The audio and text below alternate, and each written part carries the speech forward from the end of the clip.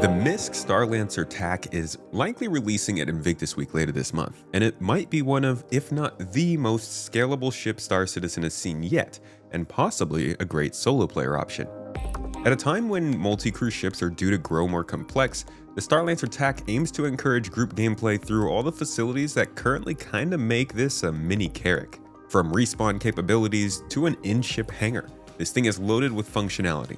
Today, we'll be looking at the upcoming ship and what has people feeling like this is an ideal group quest runner, and at least for now, one of the most capable solo ships.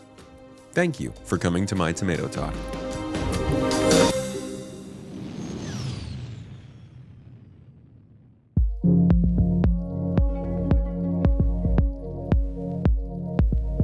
So, what is a solo ship? Well, it depends on who you ask. It's subjective. In my opinion, a solo ship is one which can be used for whatever your needs are with acceptable trade-offs. You may need to transport vehicles back and forth for a common contract you like to do. It's a completely riskless job, and you keep your ship in good shape.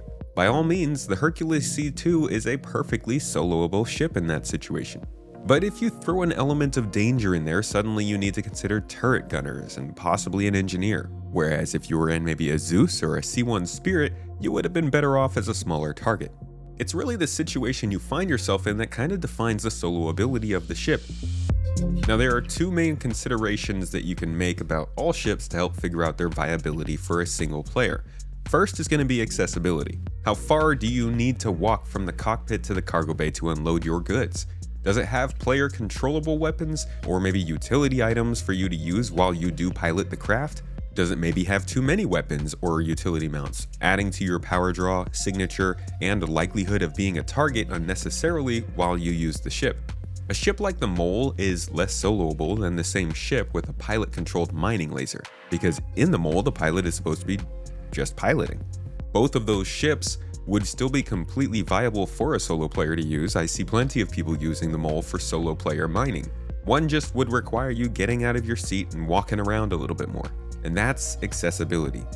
These aren't requirements for a ship to be soloable. They aren't going to be make or break kind of features, but these are the small hindrances that slowly add up to make people eventually overlook a ship for being a solo player ship.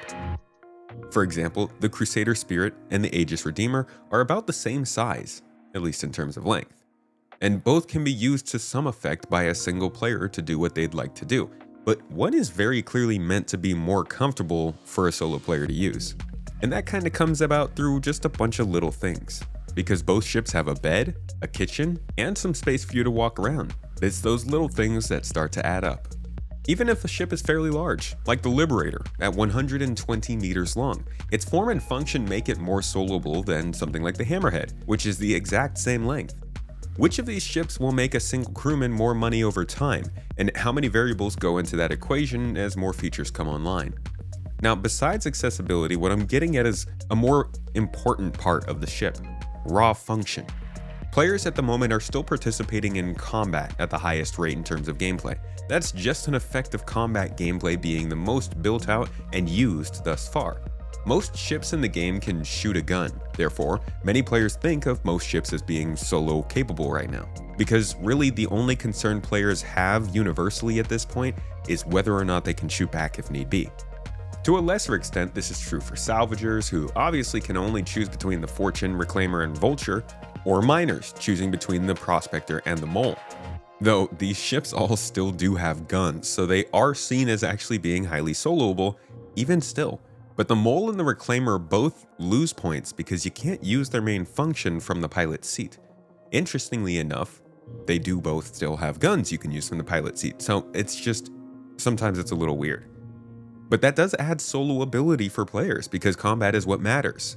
And some people will go out there and bounty hunt with their Reclaimers, so the line can get a bit blurred. But over time, power management, the internal logistics of the ship that you're using, shield management, and other functions are going to be more important on the ships, and sometimes broken out to other stations that need to be fully manned or at least controlled by an AI blade.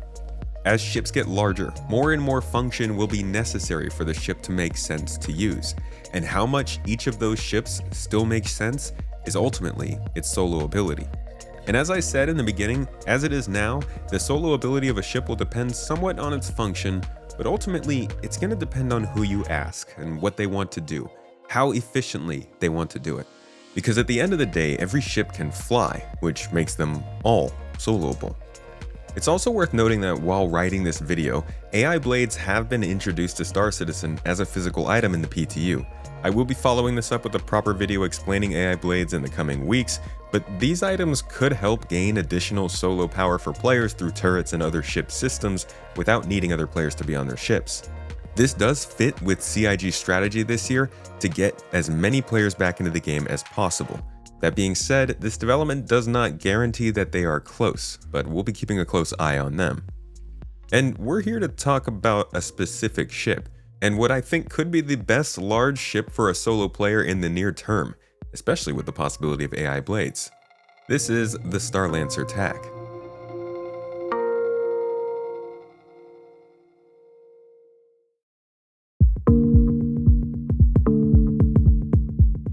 The TAC has caught me by surprise. I couldn't care less about combat ships generally unless they look like something from Halo. Then I'm all about it.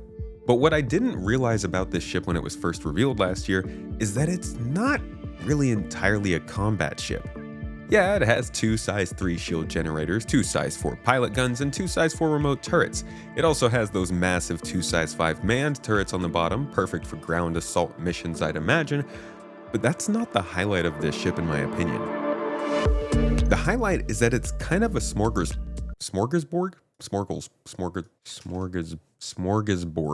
It's kind of a smorgasbord of features and ships that make them useful for groups. I've made some people unhappy by comparing this ship to the Carrack, but hear me out. Looking at the game right now in Alpha 4.1.1, or even for what it looks to possibly be like for the rest of this year, depending on what happens with engineering, ships are pretty self-sufficient, but also really under-featured. The Carrack, at the moment, could completely remove its top 2 decks and keep the ship hangar, and it wouldn't lose any functionality. It would be smaller with less of a signature and footprint. It'd be easier to get around and land with, and easier to defend. But you would still have your cargo hauling capable ship with facilities for a group of friends, a bay for a ground vehicle, medical beds for healing and respawning, an armory for additional guns and ammo, turrets to defend your ship, run ship combat missions and ground assault activities, and a hangar on top to store an additional ship anytime somebody in the group just needs to go make a trip on their own. Yeah, that's the Starlancer TAC. Yes, the medical beds aren't the same grade, you do get more firepower, and you are sacrificing some other specifics, but for the current game, these 2 ships really stand out as all capable quest runners for a group, or even a solo player who wants a little bit more space. And while this will change with the introduction of engineering later, I do still believe this ship will get you all the functions you need as a solo player, and as long as you keep up general maintenance and don't get into any extreme combat, this could be one of the largest viable soloable ships. It brings with it heightened medical confidence over something like an M2 and a Caterpillar, more storage than the Galaxy or the Corsair, and more space in general than the Constellation. It has good competition in the Galaxy with its hangar bay and modularity, but even that does not have pilot-controlled weapons, removing a bit of that solo-capable confidence this will give players. And who knows when the Galaxy's coming. This is a very strong design for a ship, even if the actual design looks like a combat specialist's beluga. As a weirdly passionate lover of the MISC Odyssey, I actually do see a lot in the exterior of this ship that I like, that I wasn't really getting at first. And from the size to the vibes and the interior, I think the Starlancer series has done the best at channeling Serenity in Star Citizen. It's not a perfect matchup, but I think it's gotten the closest so far. The interior design is divisive, and there are feelings the use of space in the ship isn't as effective as it could be. But given it also has the living quarters and the kitchen, it's built for long multi-day voyages for solos and groups, and what more can you ask for? We still don't know plenty about this ship, but I expect to see it in game within the next 3 to 4 weeks, at which point we'll get a good feel for how it flies and how it fights with its armament. And of course, how it runs as a solo ship. Does it perform as the mini Carrack of 2025 Star Citizen? If you'd like to join us for that, you can either watch live on the live stream here on this channel, or check out my gameplay channel Space Tomato Plays, which is getting back up and running soon.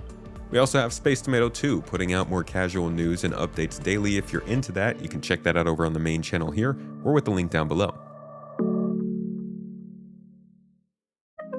It's going to be interesting to see how this ship performs when it comes out, along with the others coming for Invictus Week this month.